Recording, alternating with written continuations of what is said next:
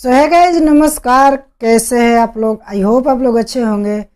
Power star Pawan Singh का बोलबम song आ गया है। ये सॉन्ग दूसरा है। पहला सॉन्ग था जागी है बाबा और दूसरा सॉन्ग है गौरा हो हमार, जिस पे हम रिएक्शन देने वाले हैं।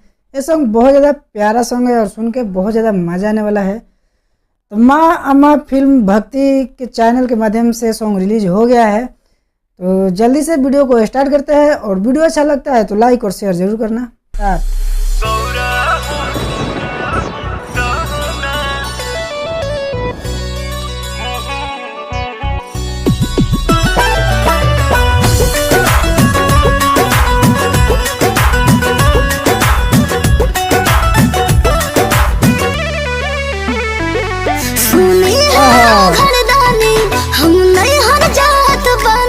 जब आवे पानी होला बहुत परेशानी। महल बना देब तहरा खातिर, बाकी ऐसे कहना। गौरा हो हमार अखिए के सोझा रहना। गौरा हो हमार अखिए के सोझा रहना।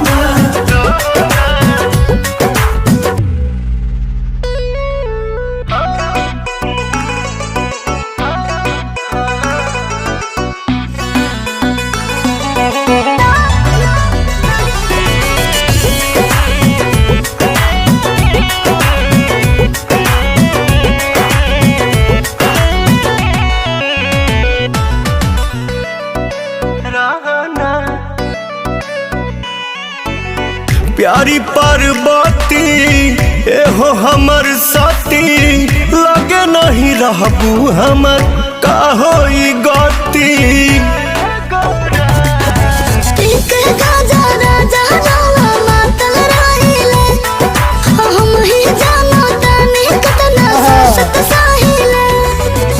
कुछ दिन के बतिया बाटे अर्जी हमर सहाना। गौरा हो हमार अखिए के सोझा रहना। गौरा हो हमार अखिए के सोझा रहना। गौरा हो बहुत ज़्यादा कमाल का ये सॉन्ग है भाई।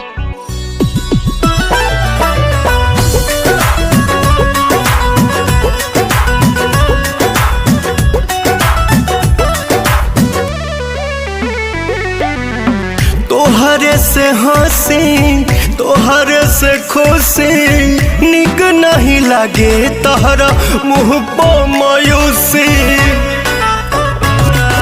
दुनिया जब होए सामी रंगा महादानी, तरोसन पवन सरगम सरका के भी बिनती मानी।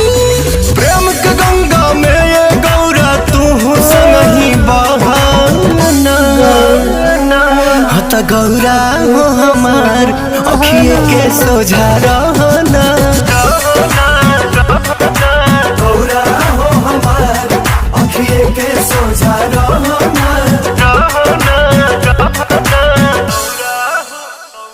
सो गाइस, कैसा लगा सॉन्ग? ये सॉन्ग बहुत ज़्यादा प्यारा है और सुन के बहुत ज़्यादा मज़ा आया। आप लोग का कैसा लगा सॉन्ग कमेंट सेक्शन में जरूर बताइएगा। बात करते हैं म्यूजिक टोन। ये जो सॉन्ग में म्यूजिक टोन है बहुत ज़्यादा औसम है, सुनने में मज़ा आ रहा था। जैसा मतलब वीडियो था वैसा टोन था। टोन इतना मज़ेदार भाई, कहो मत। तो ऐसे होते हैं बोलबम के गाना। बाकी लोग गाना निकाल दे तो भाई लगता नहीं है कि बोलबम का सॉन्ग है। तो ये पावर स्टार का गाना था, बहुत ज़्यादा हिट है और पहले गाना से भी ज़्यादा हिट है। और पहले वाले गाने में शिवानी सी थी, इसमें शिल्पी राज है। तो भाई ये मतलब पॉपुलर लोग है, लोग का आवाज़ एकदम मधुर है। तो ये गाना लिखे हैं रोशन सिंह विश्वास। पहला गाना उनका ही था, दूसरा गाना भी इनका ही है। बहुत ज़्यादा औसम सॉन्ग है और वीडियो भी अच्छा है, ठीक ठाक है। भोजपुरिया फैन है आप लोग तो जल्दी से वीडियो को शेयर कीजिएगा, लाइक कमेंट करना ना भूले। तो मेरे चैनल पर नए हो तो भाई चैनल को सब्सक्राइब जरूर कर ले। चलिए मिलते हैं नेक्स्ट वीडियो में। Bye by.